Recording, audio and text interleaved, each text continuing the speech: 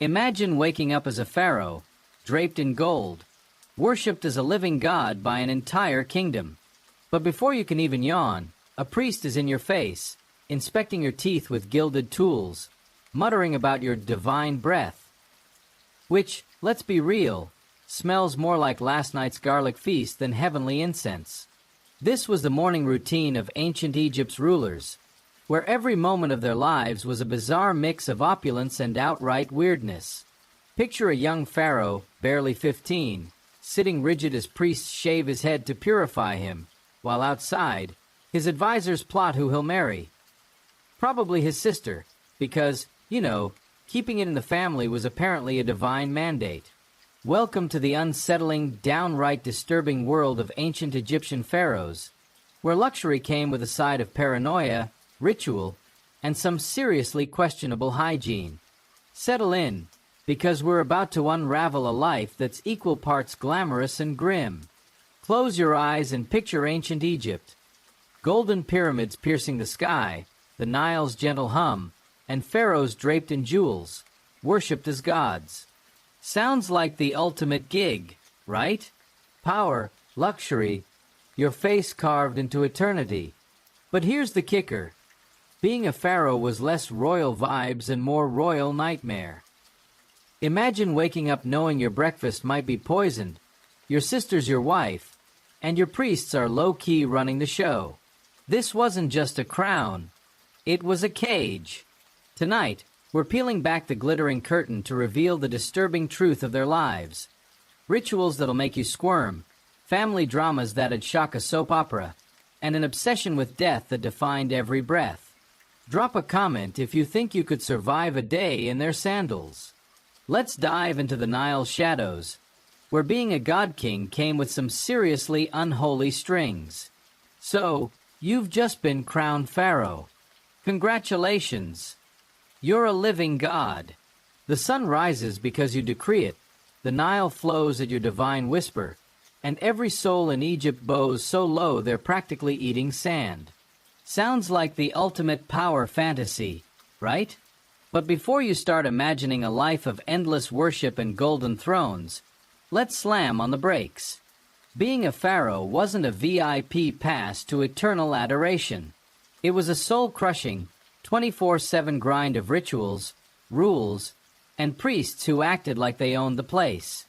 Welcome to the first chapter of our journey through the disturbing life of ancient Egypt's rulers, where godhood came with cosmic pressure, zero personal space, and a schedule that'd make a modern CEO cry into their latte. Close your eyes, settle in, and let's unravel this divine mess.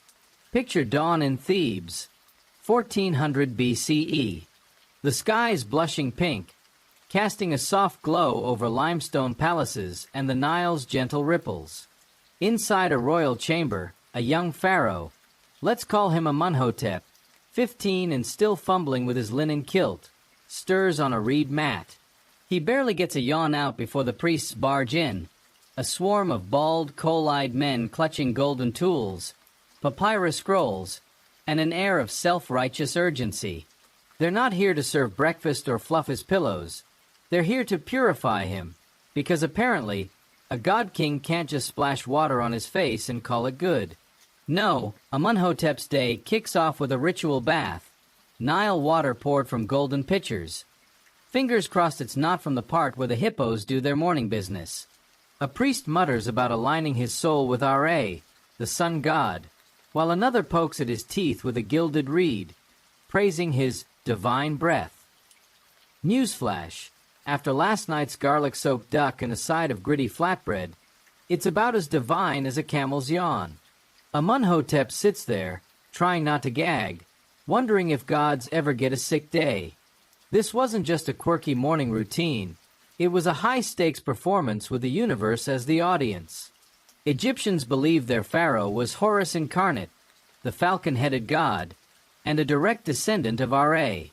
That's not a cool nickname. It's a cosmic job description with the weight of eternity behind it. Your mission: maintain Marat, the universal balance that kept chaos from swallowing the world. If the Nile flooded just right, crops grew, and enemies stayed quiet, you were the MVP. But if drought hit, locusts swarmed, or Babylon started flexing, the blame landed square on your divine shoulders. The priests, who conveniently spoke for the gods, made sure you never forgot it. They scripted your entire day, dawn prayers, midday offerings, midnight chants, like you were a puppet in a divine sitcom. Forget sleeping in or sneaking off for a nap. Your schedule was tighter than a mummy's wrappings. Talk about a micromanagement nightmare that'd make even Karen from accounting blush. Let's linger on those rituals, because they were obsessive to the point of absurdity. Every morning, Amunhotep shuffled to the temple of Ammonius in Karnak, draped in leopard skins and a fake beard. Yes, even female pharaohs like Hatshepsut had to rock the beard, because divine fashion didn't do gender equality. There he'd offer bread, wine, and incense to golden statues of Ammonius, Osiris, and a dozen other gods, each with their own VIP demands. Sounds straightforward, right? No. The catch was he couldn't touch the offerings afterward. That was the priest's lunch, and let's be real, those guys were probably eating better than half the court. Hours dragged on in smoky chambers, the air thick with myrrh and frankincense, chants droning like an endless podcast you can't unsubscribe from. Amunhotep's knees ached, his eyes stung, but he had to keep it together. Why? Because gods don't slouch, and slouching might just tick off the cosmos. These rituals weren't confined to one temple. Egypt was dotted with sacred sites: Luxor, Memphis, Abydos, Heliopolis, and each expected the pharaoh's presence, or at least a royal stand-in, because divine duties didn't come with a maybe next week option. Imagine your life as a never-ending religious roadshow, except the costume itches, the scripts in a language you barely understand, and the audience might riot if you miss a cue. One sweltering day, Amunhotep stood in a temple, clutching a scepter, trying to recall if he was supposed to bow twice or three times before the statue of Anubis. A priest's glare told him he'd flubbed it. He forced a smile, but inside, he was screaming. That's the vibe. Every moment, you're on stage, playing a god, with no curtain call or backstage to hide. But it wasn't just about showing up. The temples were powerhouses, economic and political juggernauts that rivaled the throne itself. The temple of Ammonius at Karnak owned vast estates, thousands of workers, and enough grain to feed half of Egypt. Priests weren't just spiritual advisors. They were CEOs with divine credentials, and they knew it. Amunhotep had to keep them happy, because an unhappy priest could stir up trouble faster than a sandstorm. One time, he offered an extra barge of gold to Karnak after a bad harvest, hoping to buy some goodwill. The priest smiled, took the gold, and still whispered about his weak Marat. That's the game. You're a god, but you're also a tenant in their divine real estate. Here's a fact to jolt you out of your drowsy haze. Priests could basically fire a pharaoh if he didn't play ball. Take Akhenaten, the rebel king who tried ditching Egypt's pantheon for one sun god, Aten, in the 14th century BCE. The priests of Ammonius, who had more clout than most nobles and owned vast swaths of land, weren't just annoyed, they were livid. They didn't send a strongly worded papyrus. They likely sabotaged his reign, maybe even nudged him toward an early grave at age 30. Scholars debate whether he died naturally or got a little help, but the message was clear. You're a god, but the priests hold the leash. Your chants, your offerings, your whole I'm Horus shtick? They wrote the script, and you'd better stick to it or risk a divine pink slip. Let's revisit Amunhotep's story to paint the stakes. One sweltering morning, he's in the temple, incense swirling like a fog machine, trying to look godly while a priest fusses over his posture like a stage mom on a reality show. Outside, nobles whisper about a bad harvest, and Amunhotep knows the blame circling back to him. He's a teenager, but his life's a high-stakes game where one wrong move could spark rebellion. He grips the scepter tighter, chants louder, praying he nails the ritual. But deep down, he's not sure if he's fooling the gods, the priests, or even himself. Being a pharaoh wasn't about basking in worship. It was about surviving the myth you were forced to embody. And it wasn't just Amunhotep. Take Hatshepsut, one of Egypt's rare female pharaohs, who ruled in the 15th century BCE. To prove her divinity, she doubled down on rituals, commissioning temples and obelisks to scream, "I'm legit!" Her mortuary temple at Deir el-Bahri was a propaganda masterpiece. depicting her divine birth from Ammonius himself. Yet even she wasn't immune to priestly power plays. Her successor, Thutmose III, later tried erasing her name, possibly at priestly urging. Divine. Sure. Secure. Never. Every pharaoh, from boy kings to warrior rulers, danced this same exhausting dance, their lives dictated by a script they didn't write. Let's drift deeper into this world. Imagine a lesser-known pharaoh, Sobekmsaf II, ruling in the 17th century BCE. His reign was shaky, with Hyksos invaders creeping in from the north. To shore up his divinity, he poured gold into temples, exhausting his treasury.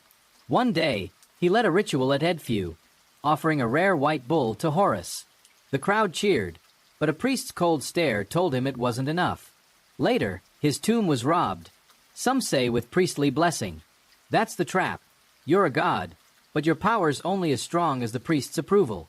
As we float through the smoky temple haze, picture Amenhotep one last time, standing before Ammonius' statue, sweat beading under his heavy crown.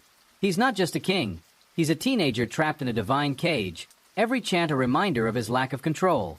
The priests watch, the gods wait, and the Nile's whispers haunt his dreams. Godhood was a burden heavier than any gold, and surviving it took more than divine blood. Drop a comment if you'd sign up for a job where your boss is a statue and your coworkers are plotting your downfall. Yeah, didn't think so. If this divine grind feels heavy, hold tight, because the hygiene horrors waiting next make godhood look like a walk in the park. If you thought Amenhotep's divine morning rituals were a tough way to start the day, brace yourself for a reality check that'll make your skin crawl. The hygiene situation in ancient Egypt was so grim it makes those temple chants look like a 5-star wellness retreat. Being a pharaoh meant gold, glory, and godhood, sure, but it also meant wrestling with a world where personal care was less about feeling fresh and more about dodging disease, dirt, and some downright stomach-churning practices. Forget your minty toothpaste, fluffy towels, and lavender body wash. A pharaoh's daily routine was a gritty, sometimes gruesome battle against a Nile that wasn't exactly sparkling and a society that thought lead makeup was peak fashion. Let's wade into the hygiene horrors that made even the divine life smell a little too mortal. Close your eyes, and let's dive into the muck. Picture the royal palace at Memphis, mid-morning. The sun already baking the sandstone walls like an oven. Amenhotep's just survived his dawn purification, but the priests aren't done playing divine makeover. Now it's time for the royal bath, which sounds like a luxurious soak until you realize the Nile's their go-to water source. The same river that's home to crocodiles, fish, and, let's not sugarcoat it, every villager's laundry, dishes, and makeshift toilet. Servants pour it over him from golden pitchers, adding scented oils of lotus and myrrh to mask the funk. But it's still Nile water, folks. Not exactly bottled at the source.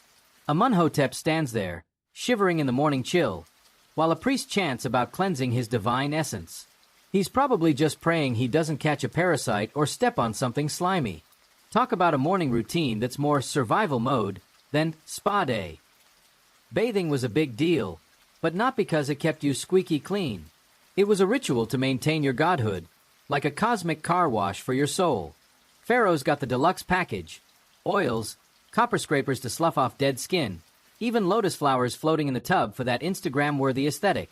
But it was less about hygiene and more about looking the part of a god. The average Egyptian bathed in the river. Pharaohs just did it with fancier props and a priestly soundtrack. Those oils. They smelled divine, sure, but in Egypt's scorching heat, they turned you into a magnet for dust, sand, and every fly in a 10-mile radius. One day, Amenhotep strutted out of his bath, feeling like a god, only to realize he was a walking buffet for bugs. He swatted them away, trying to look regal, but you know he was cursing every lotus-scented drop. Divine glow? Maybe. Fresh.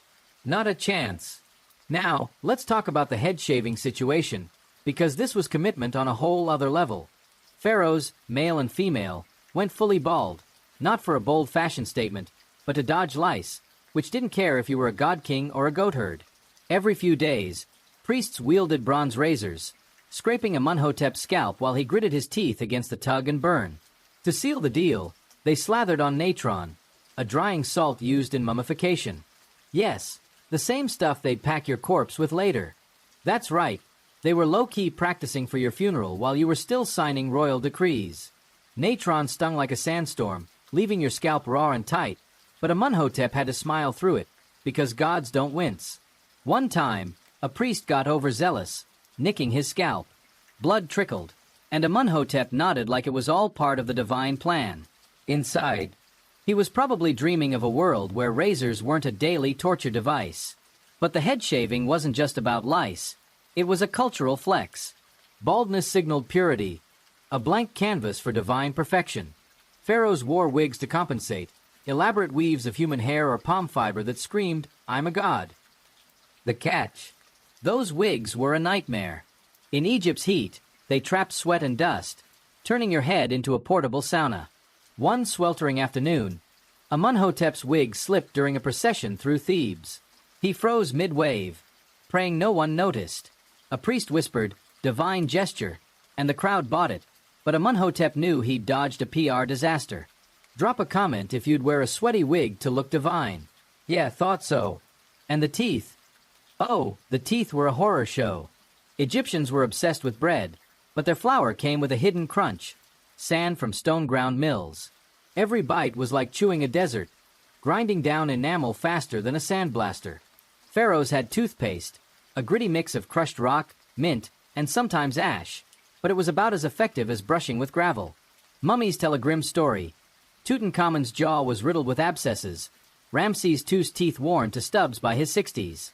Imagine Amunhotep, mid-ceremony, trying to radiate divinity while a throbbing tooth makes him want to scream.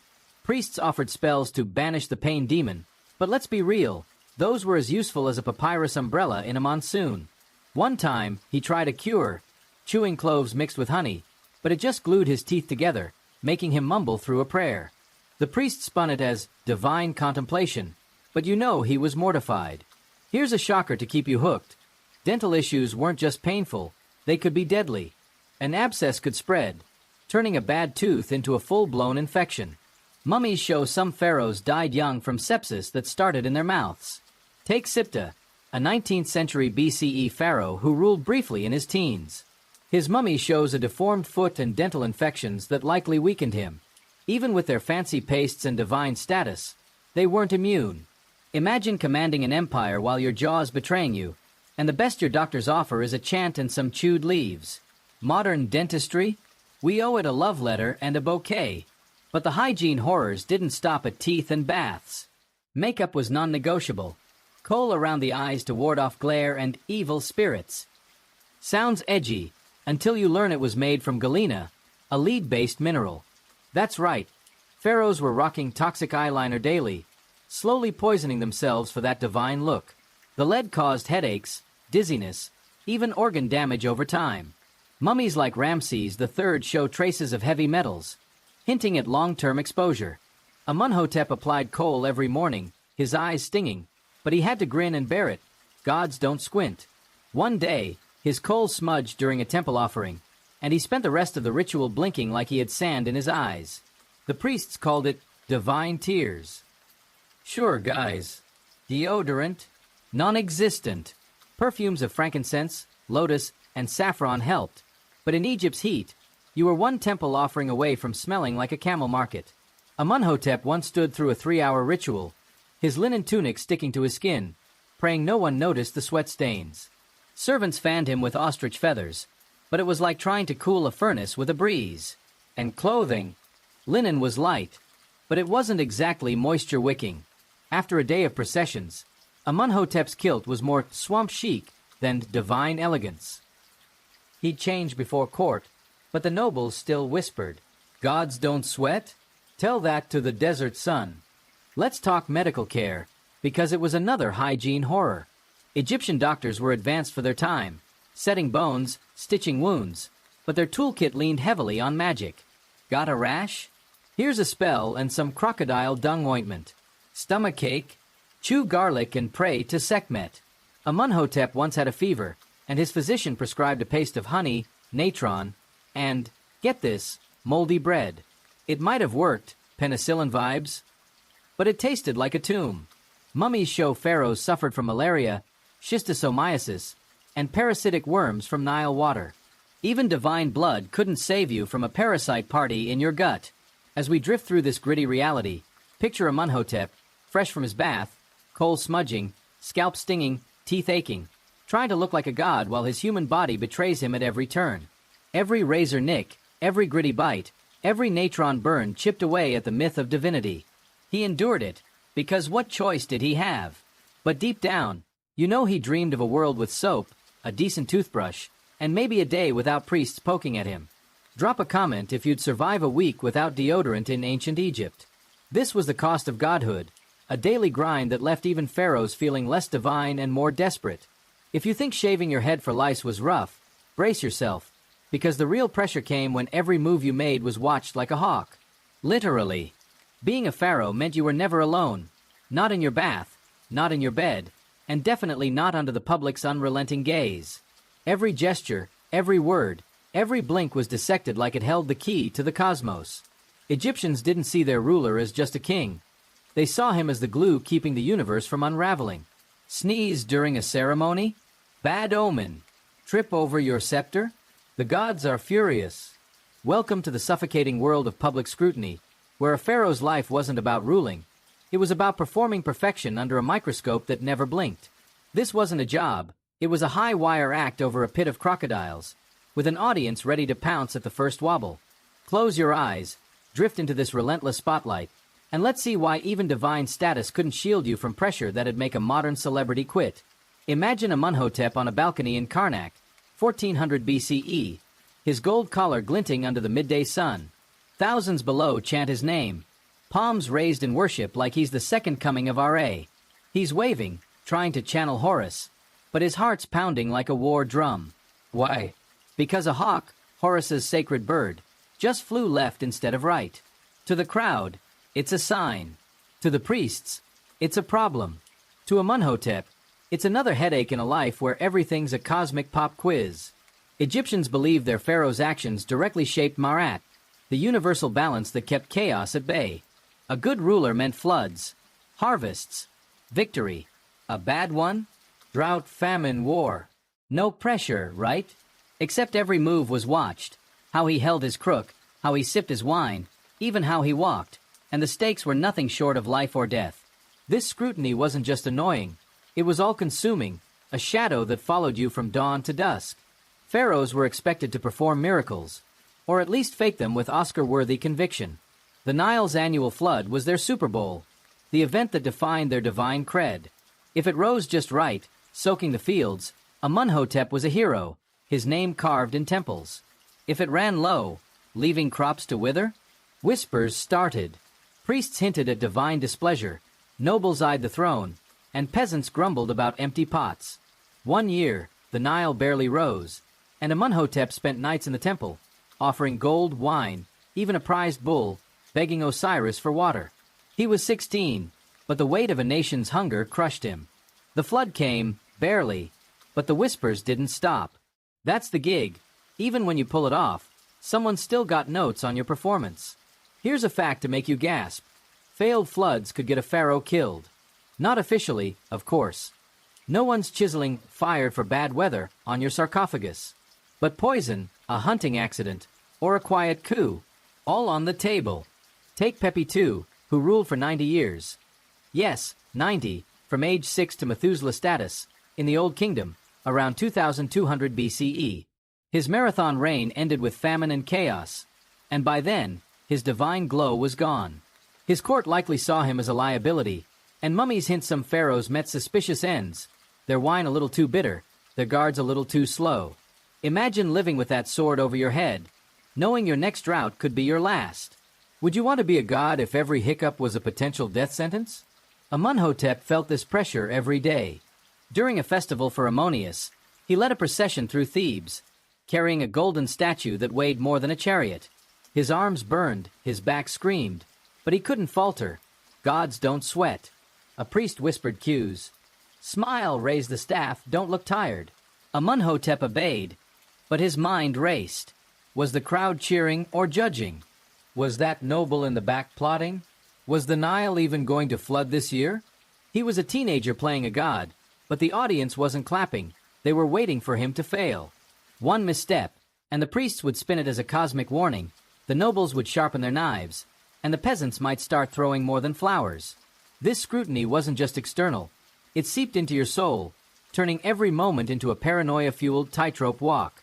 Pharaohs lived in a bubble where every courtier's smile hid a motive, every priest's prayer felt like a test. Even allies weren't safe.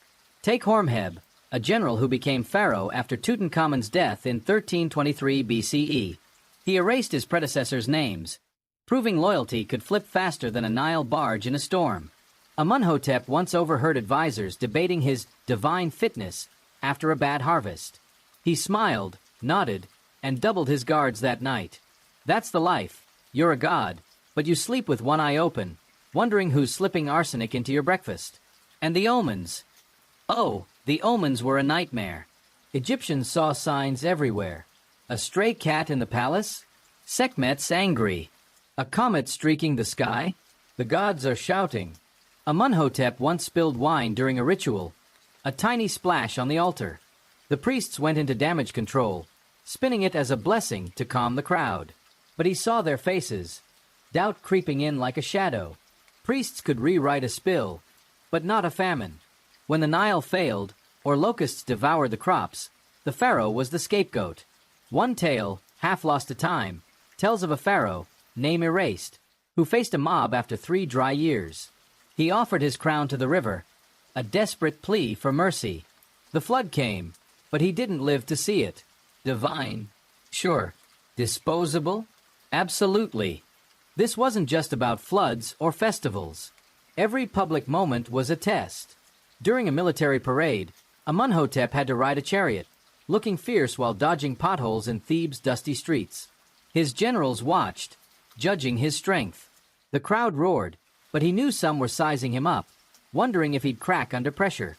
One time, his horse spooked, nearly tossing him out. He gripped the reins, heart hammering, and laughed it off as a divine jest. The priests nodded, but the whispers started. That's the trap. You're not just leading, you're performing, and the audience is armed with knives. Let's talk about the psychological toll, because this scrutiny wasn't just exhausting, it was soul-crushing. Pharaohs were human, but they couldn't show it. Doubt, fear, anger? Bury it. Amunhotep once locked himself in his chamber after a failed campaign against the Hittites, wanting to scream, but his advisors pounded on the door, demanding he lead a prayer to appease Ptah. He wiped his face, slapped on a smile, and played the god. Inside, he was unraveling. Mummies hint at stress-related wear, heart disease, early aging. Ramses II, the Great, lived to 90 but had arthritis and scars that scream a lifetime of tension. Divine. Maybe. Human. Painfully so. Here's another jolt. The public didn't just watch, they expected miracles. When a plague hit, or earthquakes rattled Memphis, pharaohs were supposed to fix it. Amunhotep once led a ritual to heal a village struck by fever, offering gold to Asclepius's temple. He knew it wouldn't work. Fevers don't bow to gold. But he had to try, because the alternative was mutiny. The village recovered, barely, and the priests called it a miracle. Amunhotep knew better but kept quiet. That's the game. Fake it till you make it, or till someone poisons your wine. But it wasn't just plagues. Public rituals were a minefield of expectations. During the Opet festival, pharaohs sailed the Nile in golden barges, reenacting Ammonius' journey. Amunhotep stood on deck, waving to crowds, but his stomach churned. One year, a barge tilted, and he nearly fell into the river. The priest spun it as communing with Happy, but the crowd's gasps told another story. Every public appearance was a gamble. Look divine, or lose the mandate of heaven. Let's drift into a lesser-known story. In the 12th century BCE, Ramses III faced a workers' strike, the first recorded in history. His tomb builders in Deir el-Medina downed tools, demanding grain. Ramses, divine ruler, had to negotiate like a middle manager, sending bread and beer to calm them. He played it cool, but you know he was sweating under that crown. The public saw a god. The workers saw a boss who'd better pay up. That's the tightrope. Divine aura, human problems. As we float through this haze of scrutiny, picture Amunhotep one last time, standing in that procession, arms trembling under the statue's weight, eyes scanning for threats. He's not just a king. He's a symbol, and symbols don't get to be human. Every step, every word, Every flood was a test he couldn't study for. Being a pharaoh meant living under a spotlight hotter than the desert sun, where one misstep could unravel your divinity and your life. Drop a comment if you'd survive a day with every move judged by a crowd. This was the cost of godhood, a life where you were worshipped but never free. If you think that's disturbing, brace yourself, because the divine life was a breeze compared to the family drama brewing behind the palace walls. If you thought being a pharaoh under constant scrutiny was a tough gig, buckle up, because the family life of ancient Egypt's rulers makes the divine spotlight feel like a warm hug. Behind the palace walls, where gold glittered and incense swirled, the pharaoh's family tree wasn't just tangled, it was knotted in ways that'd make your stomach churn. Royal incest wasn't a scandal whispered in the shadows. It was a divine mandate, a tradition that kept the bloodline pure, but left a trail of tragedy, deformity, and drama that'd shock even the boldest reality TV producer. Welcome to the disturbing world of Pharaoh's family ties, where marrying your sister wasn't just allowed, it was practically a job requirement. Close your eyes, let the Nile's whispers lull you, and let's unravel this unsettling chapter. Picture a royal court in Thebes, 1350 BCE, the air heavy with lotus perfume and ambition. A young princess, let's call her Nefertari, 14 and draped in sheer linen, stands in a gilded hall, her heart pounding. She's about to marry her brother, Pharaoh Amunhotep, who's barely 17 and still awkward in his crown. The priests chant, nobles bow, and their mother, Queen Tai, nods approvingly, but Nefertari's stomach twists. This isn't a love match. It's a political chess move to keep the divine bloodline untainted by commoners. She forces a smile as the priest binds their hands with a golden cord, declaring them children of Ra, united in eternity. The crowd cheers, but Nefertari's thinking, eternity's a long time to call my brother husband. Talk about a wedding day that's less happily ever after. And more, what did I sign up for? Incest wasn't a quirky tradition. It was the backbone of royal legitimacy. Egyptians believed pharaohs were gods, descended from Ra and Horus, and their blood had to stay pure to maintain that divine mojo. Marrying your sister, half-sister, or even daughter wasn't just acceptable. It was expected. The logic: keep the throne in the family and avoid diluting the godly DNA with some noble's less than holy genes. It's like if your family reunion doubled as a dating pool, except the stakes are ruling an empire. Sarcasm aside, this wasn't about love or attraction. It was about power, control, and a creepy obsession with divine purity that'd make modern geneticists scream. Let's zoom in on a famous example. Tutankhamun, the boy king who ruled around 1332 BCE. At age 9, he married his half-sister, Enkesenamun, who was maybe 13. Their parents, Akhenaten and Nefertiti, were likely siblings themselves, doubling down on the incest vibe. Tut and Enkesenamun's marriage wasn't a childhood crush. It was a priest-orchestrated deal to cement Akhenaten's shaky dynasty. Imagine being a kid, barely able to tie your sandals, and getting hitched to your sister because some bald guy with a scroll says it's divine. Their story gets darker. Mummies of their stillborn daughters show deformities, cleft palates, club feet, likely from inbreeding. Nefertari, our fictional princess, knew this risk. Her mother warned her, the gods demand purity, but they don't always reward it. Yet she walked down that aisle, because defying tradition meant defying the gods. Here's a shocker to keep you hooked. Inbreeding didn't just cause health issues, it could destabilize the throne. Genetic defects meant higher infant mortality, leaving dynasties without heirs. Tutankhamun and Enkesenamun had no surviving kids, and when Tut died at 19, the succession crisis sparked chaos. Scholars think Enkesenamun wrote a desperate letter to a Hittite king, begging for a prince to marry, because she had no one left. The priests probably weren't thrilled. Foreign blood? Blasphemy! Her fate's unclear, but she vanished from history, likely silenced. That's the cost of pure blood, a family tree that's more stump than branch. Nefertari's wedding wasn't just a ceremony, it was a lifelong role. As great royal wife, she'd co-rule, bear heirs, and play divine consort in rituals. But the pressure was brutal. If she didn't produce a son, whispers started, is she cursed? If her kids were sickly, the priests blamed her weak Marat. One night, she overheard nobles gossiping about her first pregnancy, a miscarriage. The gods reject her, they said. She clutched her amulet, praying for a healthy son, knowing failure could mean divorce, or worse. Even success wasn't safe. If she bore a strong heir, rival wives, yes, pharaohs had multiple, might plot against her. It's like Game of Thrones, but with more sandals and fewer dragons. Let's talk about the human toll, because incest wasn't just a political tool, it was a personal nightmare. Imagine growing up with your sibling, sharing toys, squabbling over figs, then being told, "Congrats, you're getting married." Nefertari and Amunhotep played together as kids, racing through palace gardens. Now, she's his queen, expected to act like a goddess while ignoring the weirdness of kissing her brother. She'd lie awake, staring at the lotus-painted ceiling, wondering if other families lived like this. Spoiler: most didn't. Commoners rarely married siblings. This was a royal privilege that felt more like a curse. Another example: Cleopatra VII, the famous one, married her brother Ptolemy XIII in 51 BCE, keeping the Ptolemaic tradition alive. They were Greek but adopted Egyptian customs. She was 18, he was 10. Talk about an awkward age gap. Their marriage was pure politics, and they hated each other, sparking a civil war. Cleopatra later married another brother, Ptolemy XIV, before ditching the sibling vibe for Caesar and Antony. Her story shows incest wasn't just gross, it bred rivalry and betrayal. Nefertari knew this.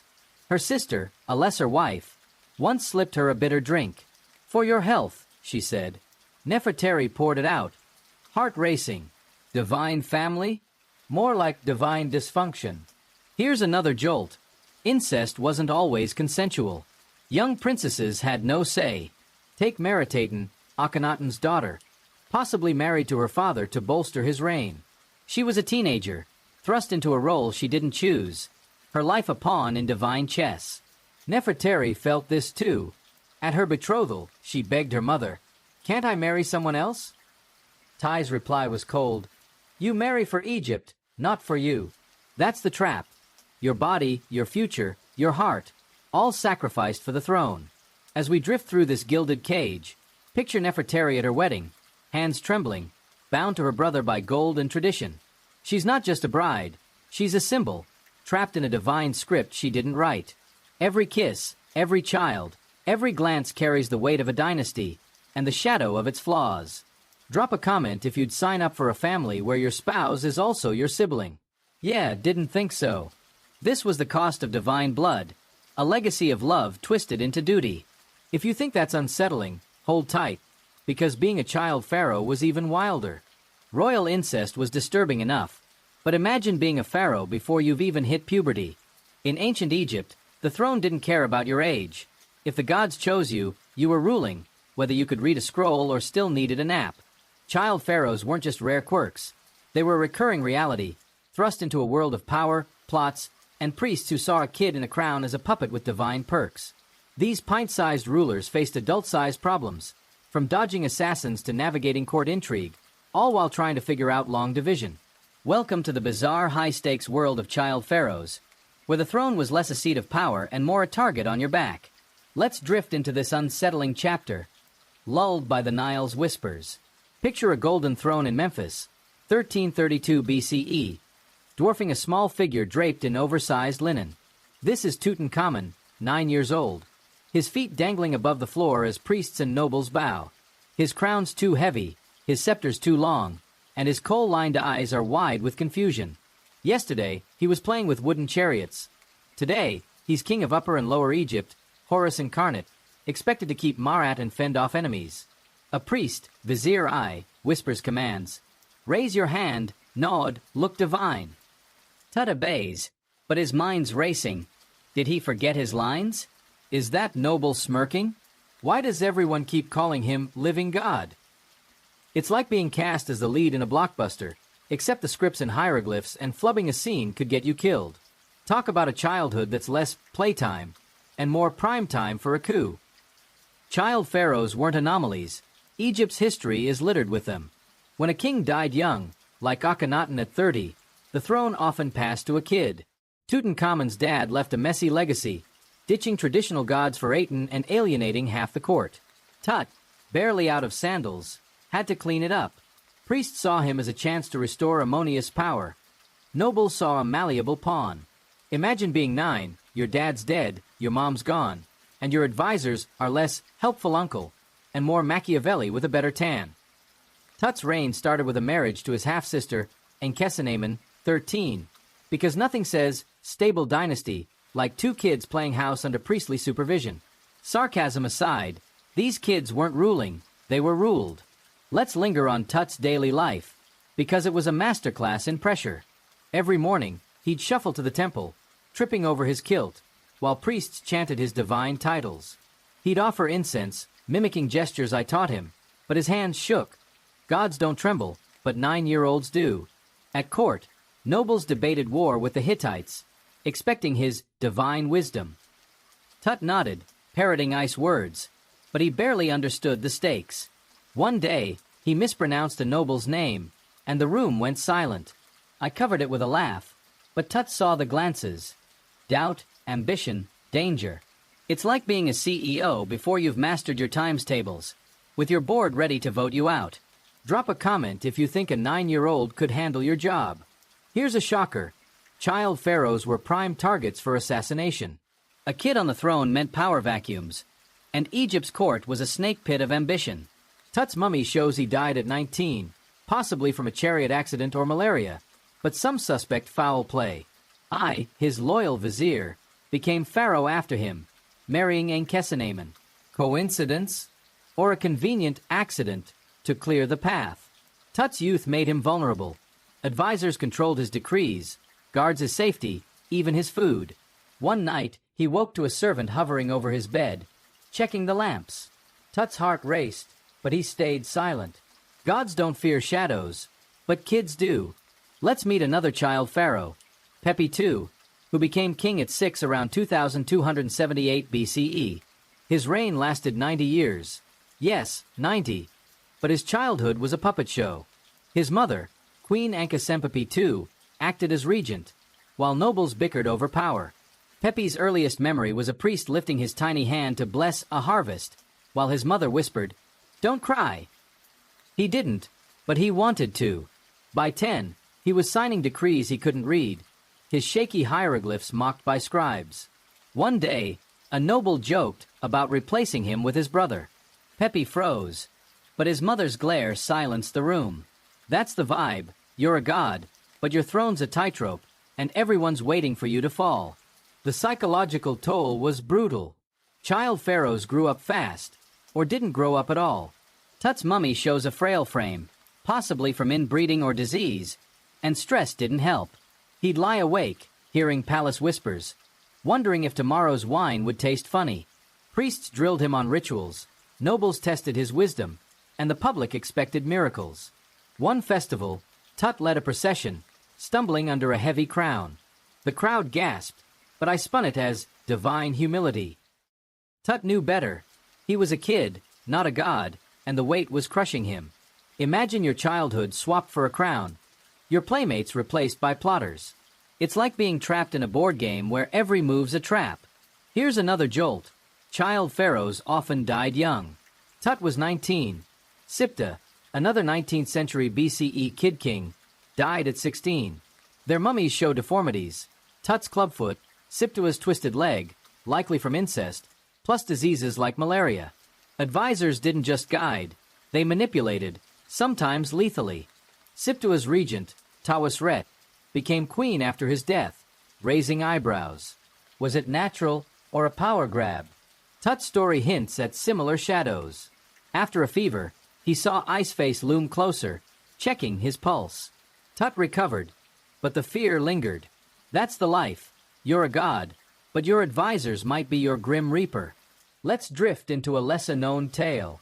Thutmose II, crowned at 8 around 1492 BCE, ruled under his stepmother Hatshepsut's thumb. She dressed him in divine robes, but he was her pawn.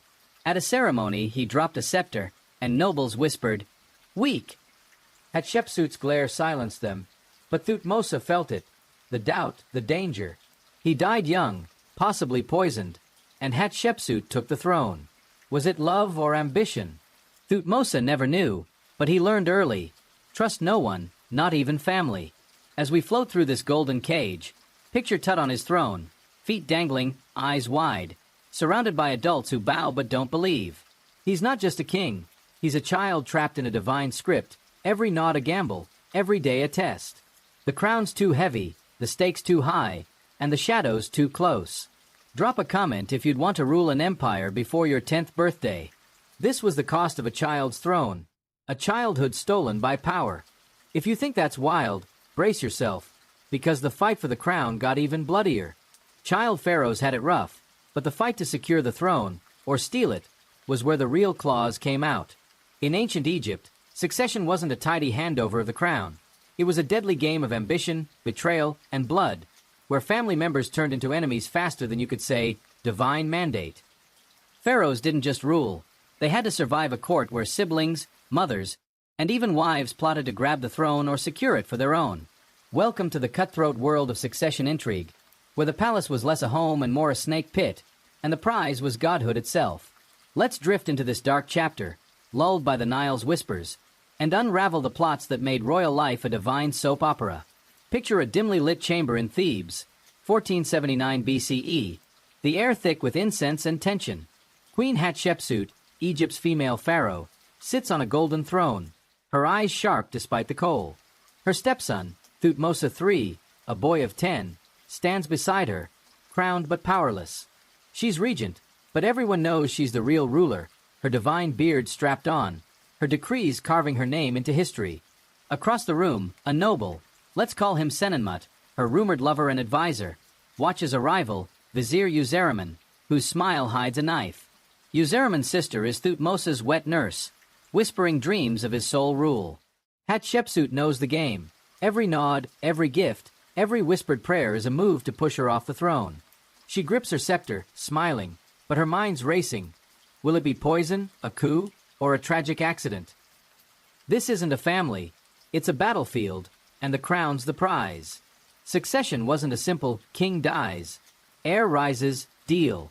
Pharaohs often had multiple wives, producing a swarm of kids, each with a claim. Add incest, and the line's blurred. Your sister wife's son might also be your nephew. The great royal wife's heir was first picked, but if she failed, or her kid died, chaos ensued. Priests and nobles backed favorites, turning the palace into a chessboard where pawns carried daggers. Hatshepsut's rise is a masterclass. When her husband, Thutmose II, died young, she grabbed power as regent for his son, Thutmose III. But she didn't stop there. She declared herself pharaoh, divine beard and all, sidelining the boy. Was it ambition or survival? Either way, she played the game like a pro, but the whispers never stopped. Let's zoom in on a fictional plot to paint the stakes. Princess Meridiman, Amenhotep's sister wife, bore a sickly son, Nebmater, while his lesser wife, Tiaa, had a healthy boy, Djoser. Meridiman knew Nebmater's weakness could cost him the throne. One night, she slipped a bitter herb into Djoser's milk, for his health. The boy fell ill, and Meridiman prayed to Isis, feigning tears. Tiaa wasn't fooled. She doubled her son's guards and sent a gift of wine to Meridiman, laced with something sour. Amenhotep, caught in the middle, banished the wet nurse to keep peace, but the tension simmered. That's the vibe. Every cradle was a battleground, every sip a gamble. It's like a royal daycare with higher body counts. Here's a shocker. Succession plots often turned deadly. Take Ramses III, around 1155 BCE. His secondary wife, Tai, plotted to kill him and crown her son, Pentawere. The harem conspiracy involved nobles, servants, even magicians casting spells. They almost succeeded. Ramses was wounded, possibly poisoned, and died soon after. Pentawere was forced to choose his path, read suicide, and Tai vanished. Mummies show Ramses III's throat was slashed, hinting at betrayal.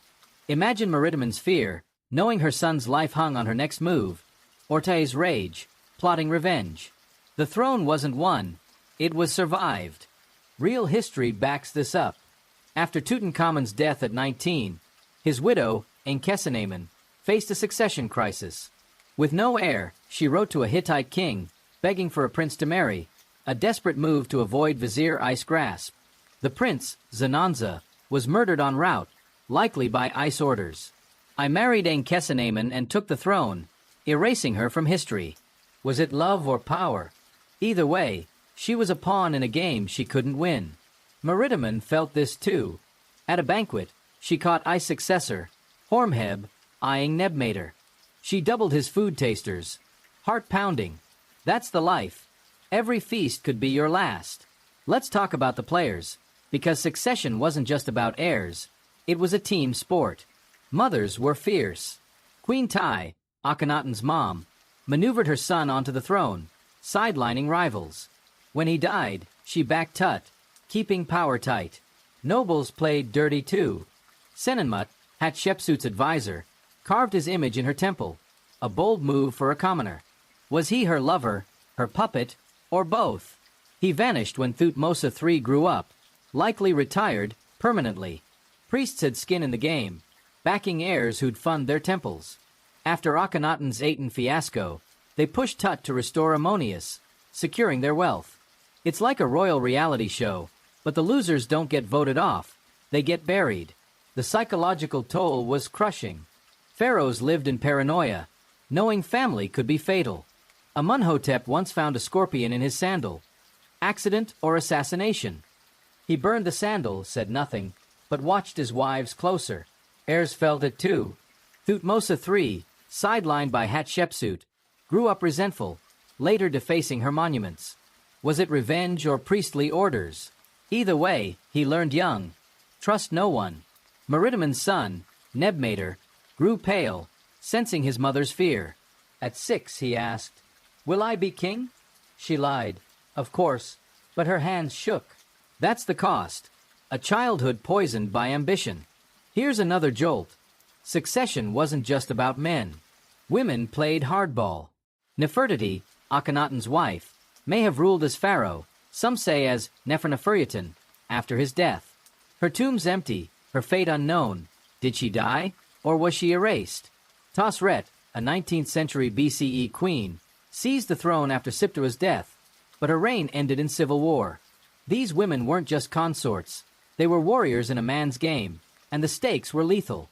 Meridiman dreamed of ruling if Amenhotep fell, but knew the priests would never allow it. She hid a dagger under her pillow, just in case. Let's drift into a lesser-known plot. Amenmès, a 19th century BCE usurper, stole the throne from Merneptah's heir, Seti II. His mother, Takhat, likely orchestrated it, bribing nobles and priests. Seti fought back, erasing Amenmès' name. Takhat's fate? Lost, but probably grim. This shows the chaos. Even minor players could spark bloodbaths. Meridiman once overheard a servant plotting for Djoser. She banished him, but the fear lingered. How many others were listening? As we float through this snake pit, picture Hatshepsut on a throne, Thutmose III at her side, eyes scanning for threats. She's not just a queen, she's a strategist, every smile a shield, every decree a weapon. The crown's a prize, but the cost is trust, family, life itself. Drop a comment if you'd play this game where your kin are your killers. This was the cost of succession, a throne won through blood, not birth. If you think that's dark, brace yourself, because the daily grind of a pharaoh's life was its own kind of torture. If the tangled family dramas of ancient Egypt's pharaohs left you reeling, brace yourself for a new kind of torment, one that turned every meal into a high-stakes gamble. A pharaoh's daily life wasn't just about dodging scheming siblings or appeasing priests. It was about surviving the simple act of eating. Lavish feasts of honeyed bread, roasted geese, and frothy beer sound like a royal dream, but behind the golden platters lurked a chilling reality. Poison was a court favorite, and every bite could be your last. Welcome to the unsettling world of a pharaoh's dining table, where food was both a luxury and a lethal trap. Close your eyes, let the Nile's murmurs soothe you, and let's dive into the fears that made every meal a test of survival. Picture a banquet hall in Thebes, 1350 BCE, its walls painted with lotus blooms and falcon gods. Pharaoh Amenhotep, now 20, reclines on a cushioned throne, a silver goblet in hand. Before him stretches a feast fit for divinity. Platters of glazed duck, figs dripping with honey, loaves of emmer bread still warm from the oven, and jars of beer spiced with coriander. Servants fan him with ostrich feathers, musicians pluck lyres, and nobles chatter, their coal-lined eyes glinting with ambition. It's a scene of opulence, but Amenhotep's stomach churns. Not from hunger, but from fear. Across the table, his sister wife, Nefertari, offers him a fig, her smile too perfect. He hesitates, glancing at his food taster, a nervous boy who samples every dish first. The boy nibbles the fig, waits, then nods. Amunhotep eats, but his throat tightens. Was that a bitter aftertaste, or just paranoia? This isn't dining, it's Russian roulette with a side of hummus. Talk about a meal that's less bon appetit, and more better luck next time. Food was a pharaoh's privilege, but it came with a catch. Egypt's elite ate like kings, literally, enjoying meats, fruits, and sweets that peasants could only dream of. While commoners chewed gritty barley bread and onions, pharaohs savored beef, gazelle, and fish from the Nile, paired with wine sweetened with date syrup. Kitchens bustled with chefs grinding spices, roasting game, and baking pastries shaped like lotuses. Amunhotep's favorite was duck stuffed with figs, its skin crackling under a honey glaze. Sounds divine, right? But every dish was a potential death sentence. Poison was the weapon of choice in Egypt's cutthroat court, slipped into wine, bread, or even a single grape by a disgruntled noble, jealous wife, or priest with an agenda. It's like if your Thanksgiving dinner came with a side of arsenic and a prayer. Let's linger on the poison fears, because they were a daily obsession. Egyptians knew their toxins. Aconite, hemlock, even snake venom could be distilled into a tasteless death. Arsenic was a favorite, mimicking food poisoning, letting the killer feign innocence. Amunhotep employed tasters, young servants who ate first and waited for symptoms. If they didn't keel over, the food was safe. But tasters weren't foolproof. One night, a taster sampled Amunhotep's wine, smiled, then collapsed mid-bow, foam at his lips. The hall froze, nobles gasping, Nefertari's eyes wide. Too wide? Amunhotep banished the wine, but sleep eluded him, his mind replaying the taster's fall. Was it an accident or a warning? He doubled his tasters, but the fear lingered. It's like living in a world where every smoothie might be your last. Here's a shocker to keep you hooked. Poison wasn't just a risk, it was a tradition. The harem conspiracy of 1155 BCE saw Ramses III's wife, Tai, plot his death with poisoned food to crown her son, Pentawere. Court records, papyrus, not TMZ, detail servants bribing cooks, magicians brewing toxins, and nobles passing laced wine. Ramses died, possibly from a slashed throat, but poison likely weakened him. Tai and Pentawere were caught. He chose his path, read suicide, and she vanished. Amunhotep knew this history. One banquet, a noble offered him a special beer. He declined, citing a divine fast. The noble paled, and Amunhotep's guards watched him closer. That's the game. Every sip's a roll of the dice. Real history backs the paranoia. Cleopatra VII, in 30 BCE, tested poisons on prisoners to perfect her suicide plan, proving Egypt's elite were poison pros. Mummies like Ramses V's show lesions hinting at smallpox or poison. Amunhotep's court whispered of a vizier whose wife died after eating tainted fish. Accident. Or a message. He installed more tasters, but even they could be bribed. One taster, a boy named Tahotep, once hesitated before eating Amunhotep's bread. "It smells odd," he whispered. Amunhotep sent it away, rewarding Tahotep with gold, but the boy disappeared days later. Coincidence? Or cleanup? It's like a royal kitchen where the menu includes surprise death. The logistics were a nightmare. Kitchens were fortresses, guarded by loyal servants, but loyalty was slippery. Chefs tasted ingredients, but a single bribed cook could slip hemlock into the sauce. Food was prepared in open courts, watched by overseers, but a quick hand could taint a dish. Amunhotep once toured his kitchen, praising a chef's gazelle roast. The man beamed, but a servant later found a vial under his mat. The chef vanished, and Amunhotep ate only bread for a week. Even storage was risky. Grain silos bred mold, turning bread toxic. One harvest, a batch sickened half the court. Priests called it a curse. Amunhotep called for new silos. It's like running a Michelin star restaurant where the Yelp reviews are written in blood. Let's talk about the psychological toll, because poison fears weren't just practical, they were soul-crushing. Amunhotep couldn't enjoy a meal without scanning faces, reading smiles, counting seconds until his taster survived. He'd push food around his plate, pretending to eat, while his stomach growled. Nefertari noticed, offering him her own figs. Was it love or a test? He ate, heart racing, and lived, but the doubt gnawed. One night, he dreamed of choking on wine, waking in a sweat. Priests prescribed amulets to ward off poison demons, but charms don't stop arsenic. It's like living with a food critic who's also an assassin. Here's another jolt. Poison fears shaped policy. Pharaohs banned certain foods, mushrooms, raw fish, for fear of toxins. Amenhotep outlawed pomegranates after a noble died from bad seeds. Was it poison or paranoia? Either way, the court complied, but whispers grew. Some said he feared his own shadow. Others said he knew too much. Mummies show stress markers, high cortisol, worn bones, hinting at lives of constant dread. Ramses II, despite his 90 years, had heart disease, possibly from stress. Divine? Sure. Relaxed? Never. Let's drift into a lesser-known tale. Seti I, in 1290 BCE, faced a plot when his son, Ramses II, was named heir. A lesser wife, fearing her son's exclusion, allegedly laced Seti's wine with aconite. He survived, purging the court, but his trust was shattered. Amenhotep heard this story, eyeing his own son's nursemaid. Was her smile too eager? He doubled her tasters, just in case. That's the life. Even your kids' meals could be weaponized. As we float through this banquet hall, picture Amenhotep, goblet in hand, eyes darting, every bite a gamble. He's not just a king. He's a survivor, every meal a battlefield, every flavor a risk. The feast is divine, but the fear is human, gnawing at his soul. Drop a comment if you dine where every dish might be your last. This was the cost of a pharaoh's table, a luxury laced with death. If you think that's chilling, hold tight, because navigating court politics was its own kind of poison.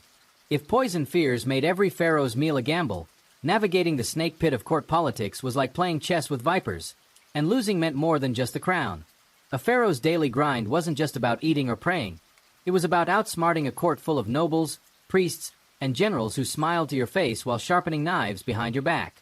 Every decree, every nod, every alliance was a move in a game where loyalty was a myth and betrayal was a tradition.